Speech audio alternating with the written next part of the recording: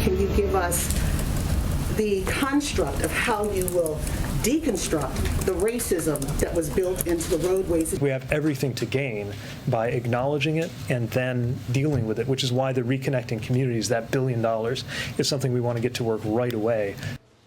On the road to wokeness, CNN's White House correspondent April Ryan pressing Pete Buttigieg on the racism built into American roads as the administration allots around $1 billion of your taxpayer money to combat the issue. Joe Concha, Fox News contributor, is here to weigh in. Joe, I really couldn't come up with a good question, so when in doubt, alliterate. Regale us with your racist roadway reaction. Whoa, that was a risk.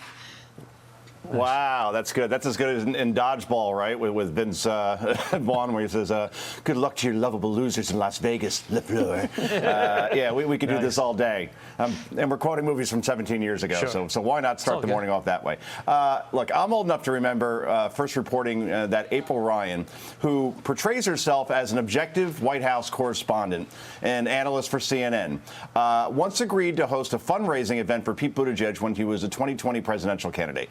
Only after she got caught did she pull out of that event, while hilariously claiming she didn't know it was a campaign event. So this isn't somebody who's remotely objective in terms of asking the question. She's the same person who went off on Sarah Sanders and accusing her for not making a, a chocolate pecan pie on Thanksgiving.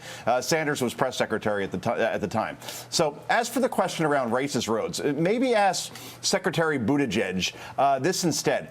Given the supply chain crisis, how many ports have you visited to speak to workers on the ground in Long Beach, Los Angeles, Savannah, Newark, since this clearly became a crisis over the summer? The answer, of course, is 0.0, because this is just a vanity job for Mayor Pete. It's setting up his next presidential run, which could be as soon as 2024, because apparently the guy currently in office, his own party, more and more is saying, please don't run in 2024. We'd rather have somebody else. And Buttigieg, the scuttlebutt on the street is he'll be that plan B, since Kamala Harris is currently polling at 28% approval. Yeah, and you know, the Biden administration is saying on this racist road front is that communities of color have been cut off from highways in other cities because of racism, but people who are racist that, you know, built the infrastructure many years ago.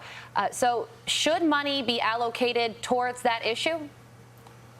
I just don't know how much money you would need to, because the question was around deconstructing all of these roads deemed to be racist. So you're talking about what, you're going to start tearing down bridges now, particularly around places where the bridge may be the main way in and out. And then what do you do with traffic in the meantime? I mean, when you talk about the swath of roads, apparently, in April Ryan's argument and the argument of others on the left, citing the work of those who were the architects of those roads years ago, you're talking many more than billions of dollars, and you're talking about upsetting traffic, which is already horrible around many metropolitan areas, if you start deconstructing this stuff and reconstructing it. So it sounds good on paper if you believe in the premise, but then I don't know how you physically get that done. And also, Carly. the issue is, if you want to make communities more integrated, the best way to do it is safety. Right, Todd? Yeah, that works. Quickly on this last topic, Mitch McConnell predicting a big year next year for the midterms for Republicans. Kevin McCarthy spotlighting the first group of young guns running for office. We're going to pop up the young guns on the screen. Democrats, though, really haven't changed their policy positions yet in light of the bloodbath that they're facing. Will they pivot, Joe, as their dire midterm reality becomes stark, or are they going to stay the course?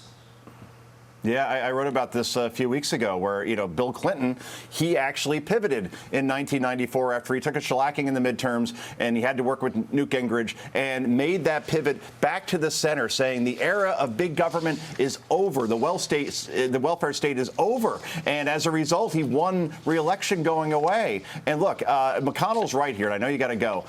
President Obama lost 63 seats in 2010 in his first term. Donald Trump lost 43 seats in his first term. Both lost the Senate eventually. There is no reason to believe why that's not going to happen with wounded Joe Biden, who has shown no ability right now to confront all the major issues that this country is facing in terms of inflation, crime, which Carly just brought up, supply chain, which we just talked about, rising gas prices, Afghanistan, border. We're out of time, but I could keep going on. It doesn't look good right now for the midterms next year. Joe, thank you so much for joining us. Great to see you again. See you tomorrow. See you tomorrow. Joe.